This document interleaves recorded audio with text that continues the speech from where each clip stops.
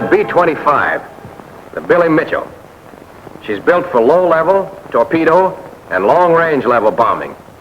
From now on, she's your ship. You'll want to know her like the back of your hand. So grab a chute pack and we'll try her out.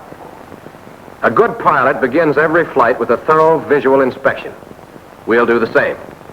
Make sure your nose gear locking pin is engaged, with cap on. Otherwise, a shimmy will develop when you taxi. Check your shock struts for pressure and your tires for proper inflation, according to your load. Are your wheel chocks in place? The control surfaces, the body of the airplane, the nacelles, and the wings. Examine them all for evidence of gasoline or oil leakage. Never enter your plane without checking the front fuel cell, rear fuel cell, and auxiliary fuel cell on each wing. Make sure you have at least 21 gallons of oil in each oil reservoir. Replace the gasoline filler cap with care, making sure the handle folds to the rear to prevent slipstream from working the cap loose during flight. All these and many other items should have been checked for you, but play safe. Look for trouble yourself. As you enter the hatch, check the air bottle for your emergency brakes. It must be charged to between 550 and 600 pounds pressure.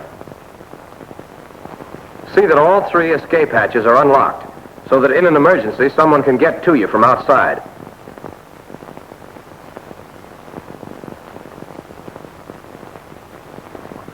Always fasten your safety belt before you leave the line. Unlock the flying controls and adjust the pilot's seat for comfort. Make sure the locking lever is secured in the down position. Put on your throat microphone and headset.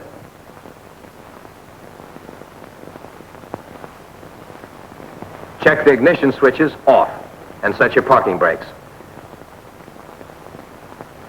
If your plane has been inactive for more than 15 minutes, have your props pulled through 10 or 12 blades before you start the engines. This is highly important. Oil may have drained into the lower cylinders. Next, connect the external battery supply if one is available, so you won't run down the airplane's batteries. Now start a methodical tour of your instruments. First, turn on the fuel emergency shutoff valves. Then the generator and active inverter switches. Open cowl flaps. Close oil shutters. Move mixture control into full rich position. Open your throttles 1/2 inch to give about 1,000 RPM and lock the automatic pilot off. Turn on battery disconnect switches. Next, switch on your ignition and fuel booster pumps. A good pilot always starts his right engine first. Energize the starter, then prime 5 to 7 shots at 1 second each if the engine is cold, or 1 to 3 shots if the engine is hot. Now, after you've warned the ground crew and made sure someone is standing by with a fire extinguisher, mesh the starter until the engine starts. However, don't hold the starter engaged for long periods. You'll burn out your booster coils. Oil pressure should rise to 40 pounds within 30 seconds after the engine takes hold. If it doesn't, cut the engine and investigate. If it does, start your left engine the same way you did your right. There's an alternate method of starting, which many pilots prefer. You can engage the starter and prime as necessary while the engine is turning over. Idle and warm up your engines at 1,000 to 1,200 RPM. They are not warmed up to a safe point for takeoff until cylinder head temperature registers 150 degrees and oil temperature 40 degrees, at which time the oil cooler shutters may be opened. Next, both pilot and co-pilot go through the checklist, item by item. Nose gear locking pin, checked, okay. Automatic pilot, locked off. Now check your flying controls for free and proper movement and make sure the controls respond. The co-pilot looks out to watch the movement of rudders, elevators, and ailerons. The checklist continues. De-icer control, off. Pilot hatch, closed and locked. Lower turret, retracted. All hatches closed. It's time now to check your fuel levels. Suction, 3.75 to 4.25. General hydraulic pressure, 800 to 1,100 pounds. Brake pressure, 1,000 to 1,200 pounds. Fuel booster pumps, both on. Fuel pressure, 6 to 7 pounds. Now you're ready to trim your tabs. Trim elevators from 0 to 1/4 degree tail heavy, depending on the center of gravity position. Ailerons 0 and rudder 0. Propeller, full increase RPM. Check mixture at full rich position and lock snug. Lock your supercharger in low. Open the oil cooler shutters. Carburetor air, normal, unless icing conditions prevail. Wing flaps come down 15 degrees for normal takeoff. Control neutral. Cowl flaps open. Controls neutral. Emergency brake control, safety. Emergency hydraulic selector valve, normal. Fuel emergency shutoff valves, on. Set your cockpit and compartment heaters off. They're the combustible type, unsafe to use during takeoff. See that your static pressure selector handle is set at normal and your gyro instruments uncaged. While you're on the ground, never release the landing gear safety lock or throw the safety latch. If you do, then the landing gear lever might accidentally be lifted, and a B-25 is not designed for digging tunnels. Someone's carelessness in securing the safety lock and latch in the plane made this ridiculous accident possible. Propellers cost money. You can't throw them away like matches. Another word of caution. Before running up your engines on the line, always look behind you to make sure that your prop blast won't endanger persons or property. Your next step is to check the propeller controls at about 2,100 RPM. Move controls to full decrease and note decrease in RPM. Then shift controls to full increase, and RPM should return to original setting. Check magnetos at 25 inches of manifold pressure and 1,800 to 2,000 RPM. A drop of 75 RPM on one magneto is nothing to worry about. If there's a greater drop, or if undue engine vibration develops, investigate at once. If your magnetos check okay, you're about ready to go. Now a final check of cylinder head temperature, oil temperature, and oil pressure. And you're ready to contact the control tower for permission to taxi. When you get it, have your chocks removed. Release your parking brakes, and you're on your way. You don't try to turn before your ship gets moving. To do so would put dangerous side stress on the nose wheel. You remember to use your brakes cautiously until you're familiar with their action. Brake pedal forces are light. They don't build up in proportion to pedal travel. So you steer with the throttles as much as you can, thus saving your brakes from excessive heat and wear. An engine speed of 1,000 to 1,200 RPM is ample for taxiing. Practice will give you smoothness on turns, but never try to pivot on one wheel. The minimum radius of turn for the inside wheel should be at least 10 feet. Before you roll onto the runway, run your engines up to takeoff power once more. And again, hold them there a second to see if you've really got full power available. Now contact the control tower for permission to take off. Adjust the throttle locks carefully so your throttles won't creep.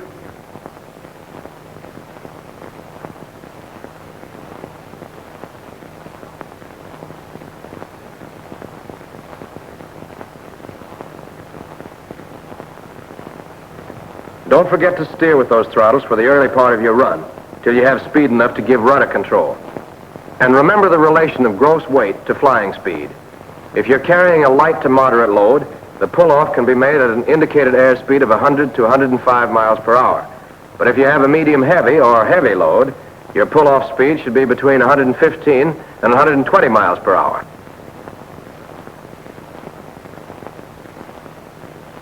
So much for normal flight. But let's see what the B-25 will do under simulated emergency conditions. For example, here we have an obstacle clearance takeoff from a short field. On a takeoff of this kind, you first taxi to the end of the runway as far as possible and lower your flaps to 30 degrees.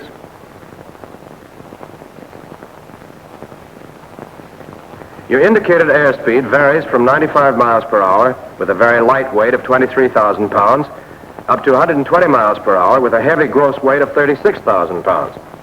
Corresponding speeds for the climb are 106 miles per hour for the lightweight and 136 miles per hour for the heavyweight.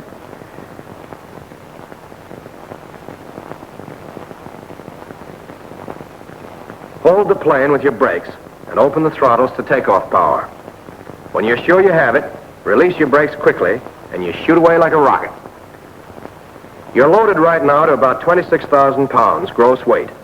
So keep an eye on that airspeed indicator, and when it reaches 102 miles per hour, pull firmly back on the stick and climb your plane at about 115 miles per hour. Remember, this is not the airspeed for the best rate of climb. It's correct for the best angle of climb over an obstacle.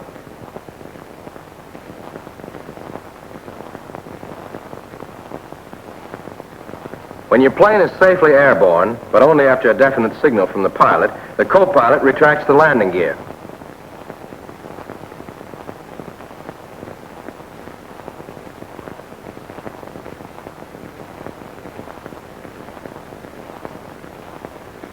Now your cowl flaps may be closed, if cylinder head temperatures can be held within normal range. Before beginning to climb, it's smart to keep your nose down until a safe single-engine flying speed of about 140 miles per hour is reached. Meanwhile, the pilot reduces manifold pressure to 38 inches, and the co-pilot reduces RPM to 2,400. As you rise above 800 feet, retract your wing flaps. Bring them up gradually. That way you won't settle or lose altitude. Then return flap controls to neutral. While you're climbing, the co-pilot checks all engine instruments to see that indications are normal. If your mission is one requiring endurance, you have a choice of 3 cruising conditions. Maximum cruise, using 29.5 to 31.5 inches of manifold pressure at 2,100 RPM, in low blower and full rich up to 13,000 feet. Desired cruise, using 27 inches of manifold pressure at 2,000 RPM in low blower and full rich up to 16,000 feet. Or long-range cruise, using 26.5 to 27.5 inches of manifold pressure at 1,550 RPM in low blower and cruising lean up to 13,000 feet. However, if speed is essential at higher altitudes than 11,000 feet, you'll have to shift into high blower. Before this shift is made, the pilot retards the throttles to 25 inches of manifold pressure, and the co-pilot reduces RPM to 1,700. Shift blower controls quickly to save unnecessary wear on the clutches. With high ratio blower in operation, you can pull up to 39 inches of manifold pressure at an engine speed of 2,400 RPM, with mixture control in full rich. On long flights, you can avoid unnecessary fatigue by using the automatic pilot.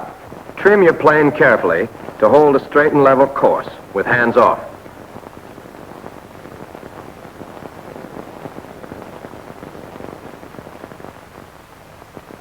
Follow usual procedure in uncaging and adjusting the directional gyro, bank and climb gyro, and trim knobs.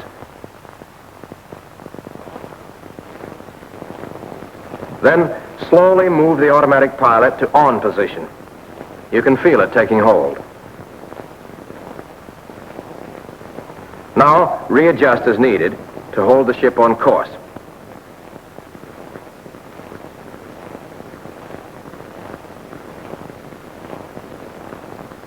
So long as we're at a safe altitude, we might as well investigate the stalling characteristics of the B-25.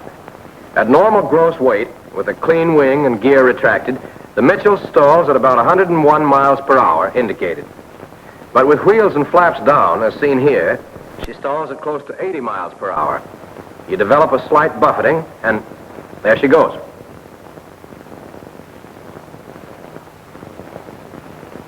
To recover from the stall, depress your nose and increase power until you gain normal flying speed once more. Naturally, a plane with a heavy load like this one will lose several hundred feet of altitude before she recovers.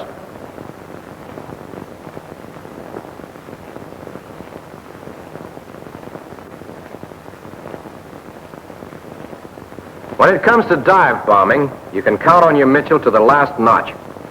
With a gross weight of 30,000 pounds or less, Your maximum permissible diving speed will be 340 miles per hour indicated. Don't exceed this for any loading. And keep your eyes open when you try diving in rough air. The B-25 pulls out nicely, but keep your control forces at a minimum so you can make a smooth, easy recovery without putting too much stress on the ship. If an engine cuts out on you, don't forget your minimum speed for control. Using only one engine at rated power, it's 140 miles per hour indicated. At less, if you apply full power to the good engine, the ship will begin to yaw. Instead, put the nose down to maintain required flying speed and adjust your rudder trim tab to balance the loss of engine thrust. The tab has ample power for this purpose. Meanwhile, feather the prop on the dead engine to prevent windmilling, and be sure to close cowl flaps so cooling is gradual. Fly with your dead engine high, and don't try any violent maneuvers. Keep a weather eye on the cylinder head temperature of your good engine, and if you need to, adjust the cowl flaps to keep within maximum permissible limits.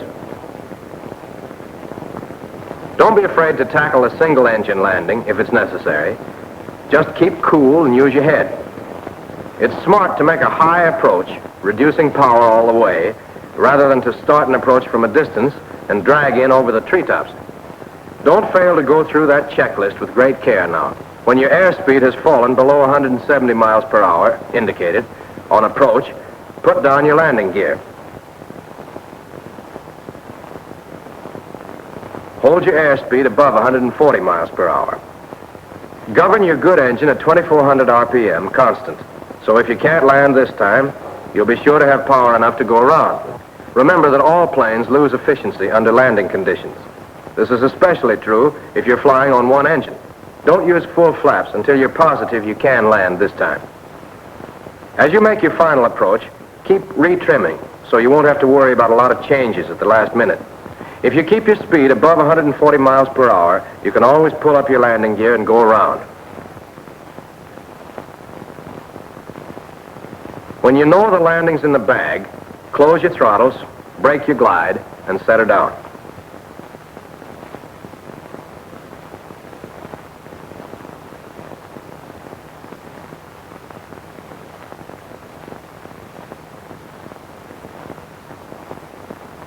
All right, now let's cover a normal landing, which also takes its share of intelligence and skill.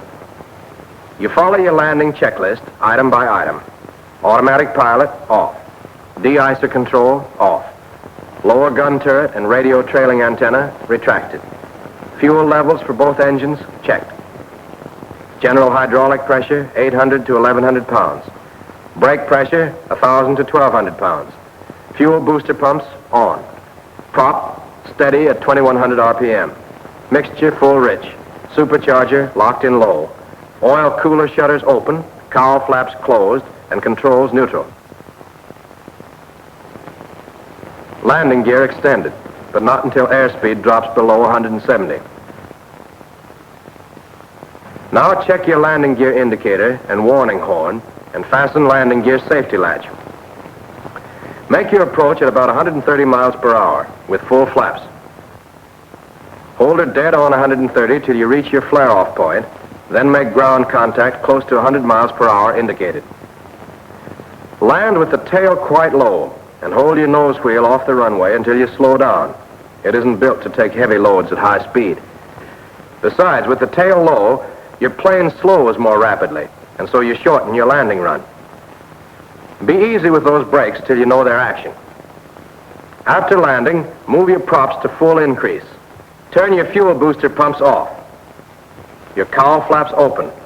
Wing flaps up. Controls neutral.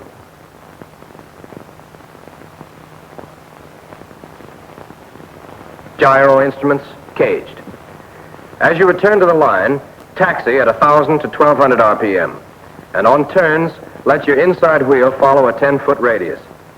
Always park with your nose wheel straight and follow prescribed routine for stopping your engine. Idle the engines at 1,000 RPM until cylinder head temperatures drop below 190 degrees. Then run them at 1,500 to 1,600 RPM for 5 seconds. And move mixture control to idle cutoff. At the same time, open your throttles.